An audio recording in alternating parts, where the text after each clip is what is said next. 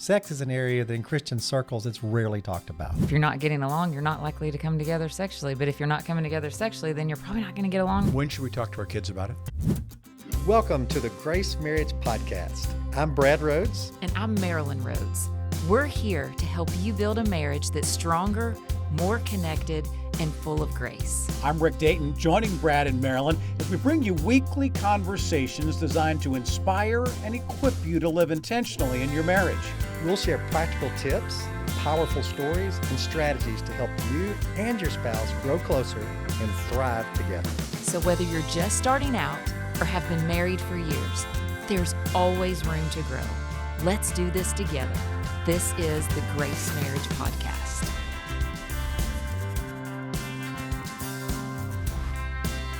Intimacy in marriage. What exactly does it look like? If it's a problem, what do you do about it? If it's not a problem, well, that's fabulous. But where exactly does that relationship, how much does sex play a role in a good marriage, a great marriage? Where does it come down with Grace Marriage? We're talking about that today around the table on this episode of Grace Marriage Podcast. Along with Marilyn and Brad, I'm Rick Dayton. We are delighted that you are with us today. I guess we're just going to jump right into the reality is that, sex was created for procreation, for children. It was created from God. It is a gift. It's a beautiful thing. And yet at the same time, so many people, as soon as they hear that, no, I can't hear you. They're covering, right? It's see no evil, hear no evil, speak no. They don't want to talk about it. And yet we have to. It is a part of every marriage. Good marriages, bad marriages, it's part of it. Brad, how much do people come to you and say, this is the problem. It's just not frequent enough, or he wants sex more than I do, or I don't feel fulfilled. I don't feel attracted to him. What do we do about this issue of sex? Well, the challenge is like communication and all kinds of other subjects. People will talk pretty openly about and pretty explicitly about. Sex is an area that in Christian circles it's rarely talked about. But the world's talking about it all the time. Right. And when it is talked about, it's talked about in such generality that it's almost not helpful. Mm-hmm. And everything in life needs to be built from a biblical worldview and Christian perspective. So our teaching on sex is really important. I remember I was visiting a church. I was in their marriage Sunday school class on sex. He literally talked like 4 or 5 minutes and just said, I don't really feel comfortable. And he started to just in class. And I just stepped up and said, hey, I don't mind finishing it. But it was such an uncomfortable topic. And it's something that... Why? I mean, is it because of the norms of society say that the things that happen, don't air your dirty laundry, don't bring that out here? Or what was it? We're scared of it. We're scared of it. It's it's a powerful thing. I mean, it has power for great damage, if you've seen. It's taken down world leaders and generals.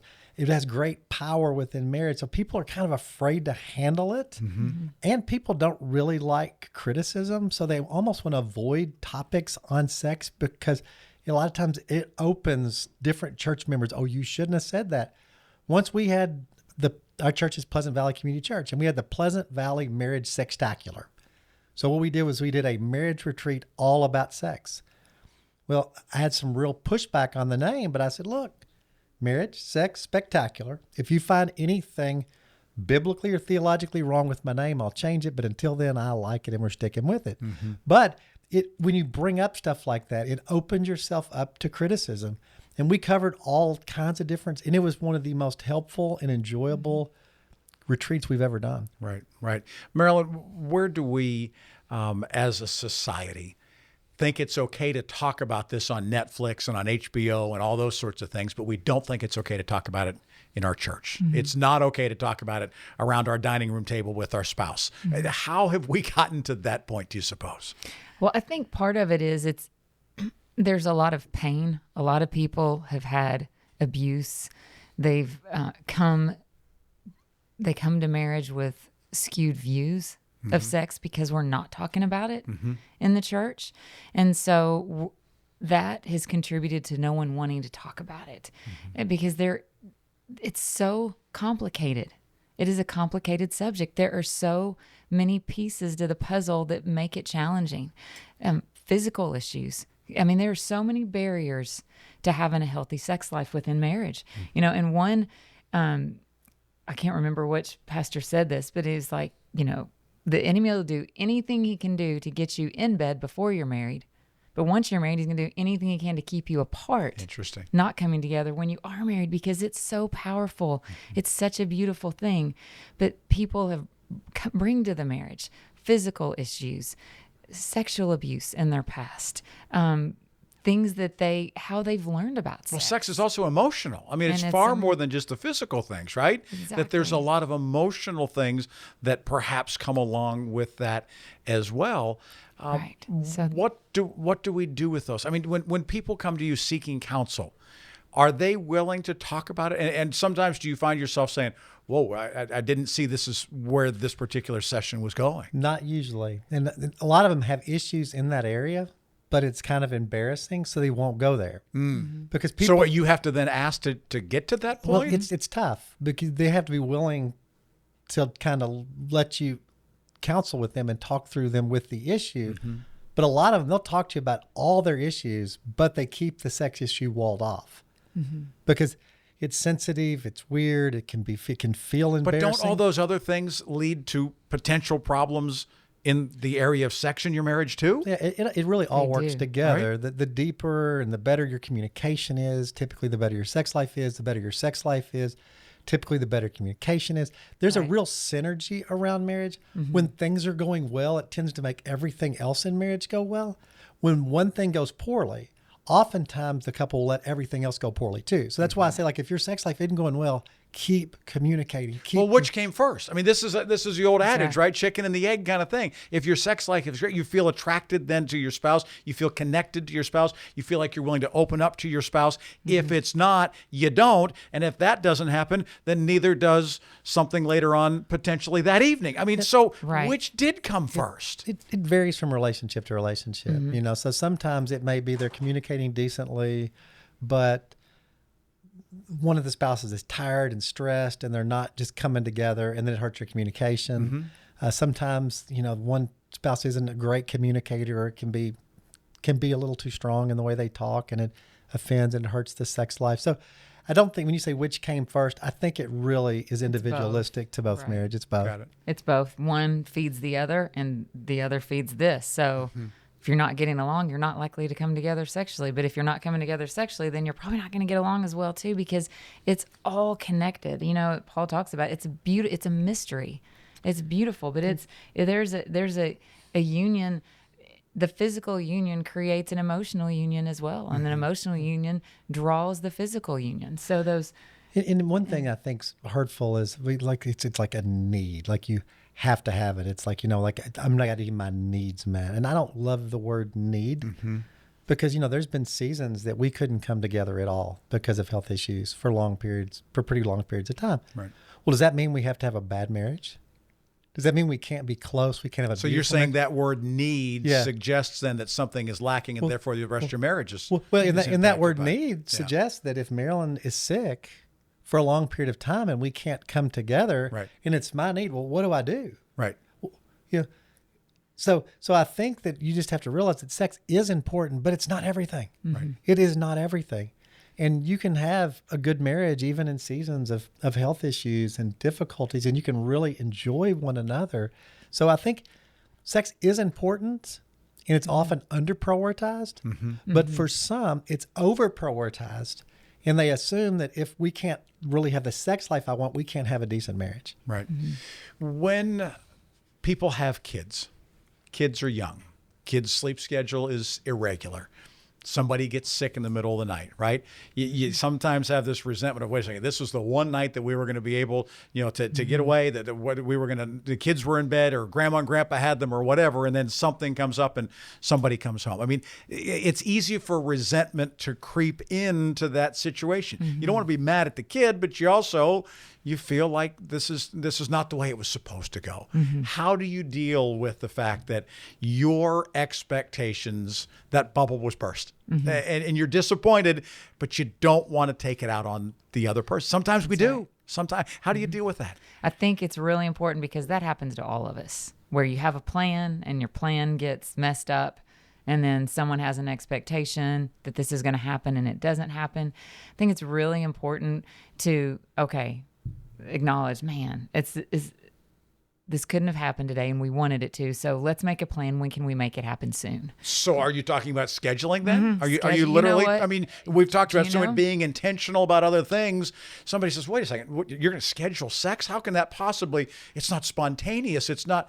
It's absolutely a great thing to do. I think it's for some. yes, for some, not but for everybody. not for everybody, but I do think when You're saying there's a place for it. there is a big place for it, especially when life gets complicated, because really it's rare that two people are going to have the exact same desire at the exact same time. You know, you think about that. Usually it's I'm exhausted and he might be in the mood, or I'm in the mood and he's completely stressed, and that's the last thing that's on his brain that he's thinking about. So it's rare that you're going to have those incredible, spontaneous, movie-worthy moments. They happen from time to time, and celebrate when that happens, but that's more the exception than the rule. And this is where you have to have grace. So say you have it scheduled and something comes up, or the person, you don't want the person to feel like a duty or stress or pressure. Oh my goodness, We agreed to this. We agreed to this, and I'm not doing well. I'm doing this, but I have to. So you want to avoid that. So there's got to be grace there. There's got to be grace there. Like, we've made time for this place, and if we're both able to, we will. So I think that scheduling for us, it's been very helpful because we have a very complex life, and we have kids, and we have loud kids, and we have kids that run around a lot, and it makes it a little challenging in the home if you want to come together. Another thing that said, though, I mean, like, sex, the desire, it starts in your head.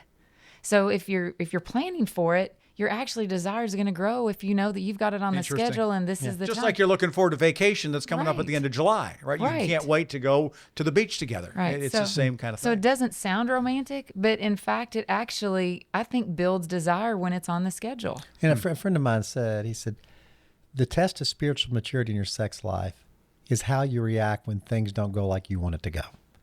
So you want to have sex, you don't. You get turned down. Your response in those circumstances is the best measure of your spiritual maturity. So that always stuck with me.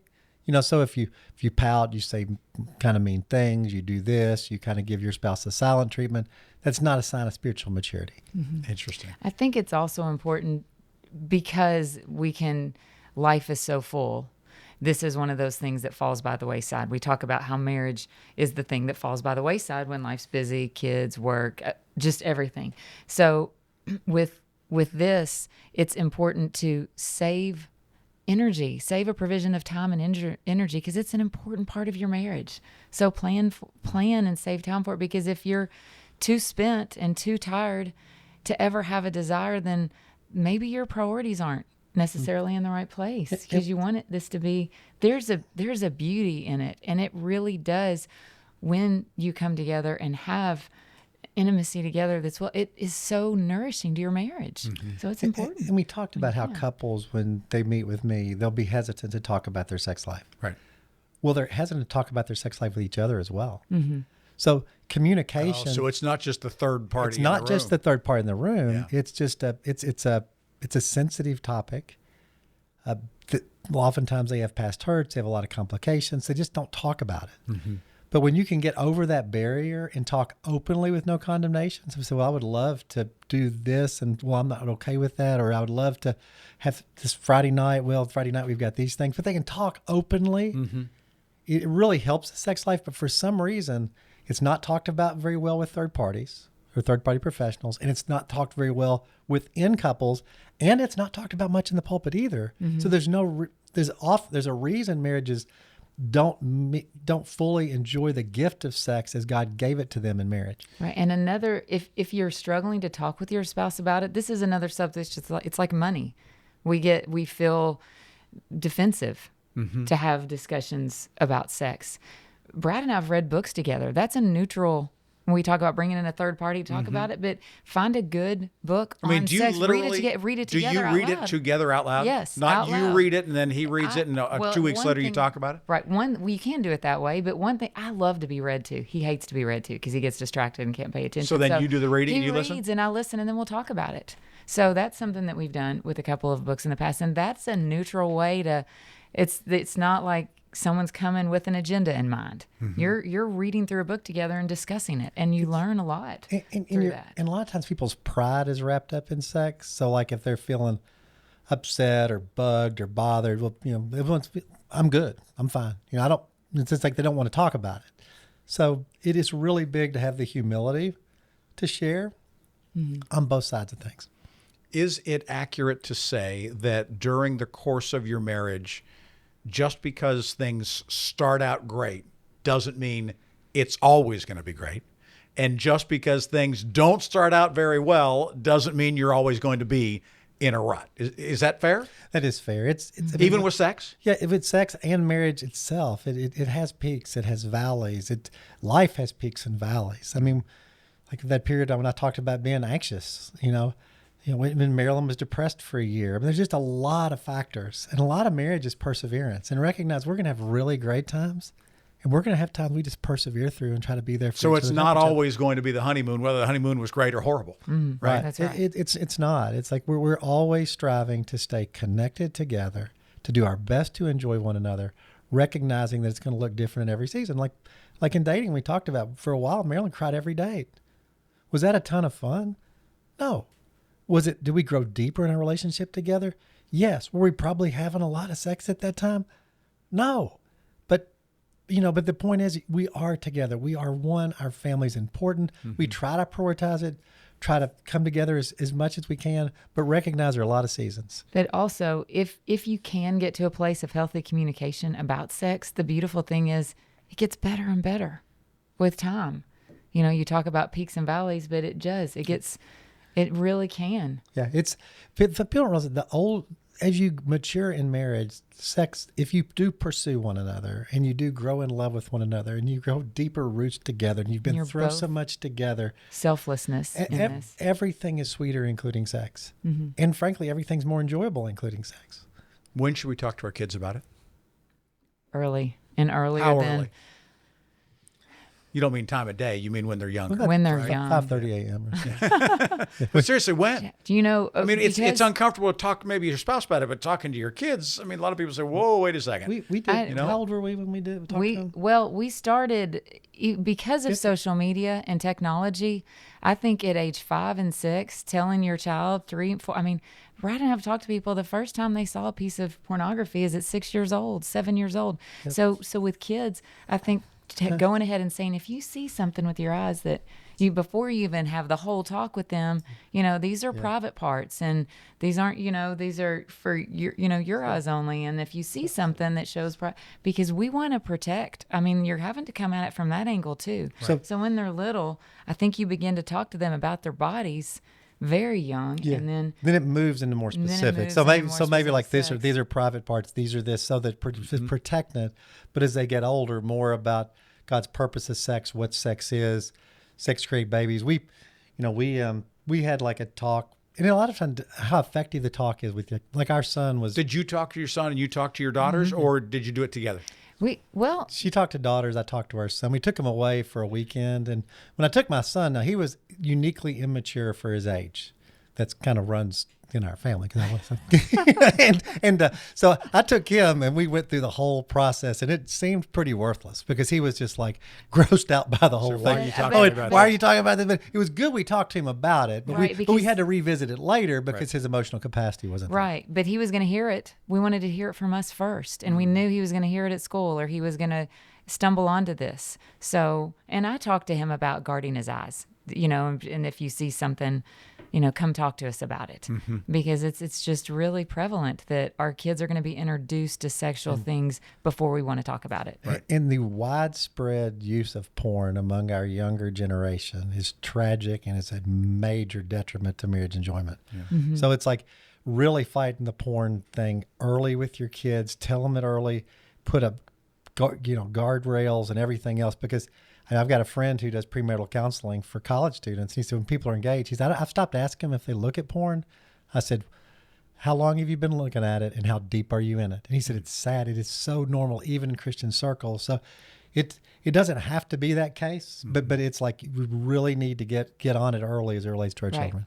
Yeah, well, it's just 3 little letters, SEX, and yet at the same time, there is a certain taboo about it, even in this day and age, that people sometimes just immediately their guard goes up and immediately they're a little bit different than what they were before you said the word sex. But it is something that is important to not only be cognizant of the fact that it's really important to your marriage, it's really important to who you are and your communication with your spouse as well. That's why we're talking about it on Grace Marriage. And if it's something that you need some help with, please feel free to reach out to us. If you've got questions about intimacy, what it's supposed to look like, how to be better at it, how to initiate differently, whatever it's about, please ask us about it. And we would love to be able to help at Grace Marriage. We'll see you next week on the podcast for another episode here around the table. Thank you for joining us on the Grace Marriage Podcast. We really hope you're feeling inspired to take intentional steps to grow in your marriage. If you enjoyed today's episode, please don't forget to like, subscribe, and share it with a friend. Your support helps us spread the message of grace and reach even more couples. And if you have a moment, please leave us a review. Your feedback means a lot to us and helps others discover the podcast. To learn more about how you can grow in your marriage, visit us at gracemarriage.com. Keep building stronger, grace-filled marriages. We'll see you next week on the Grace Marriage Podcast. Until then, keep growing in grace.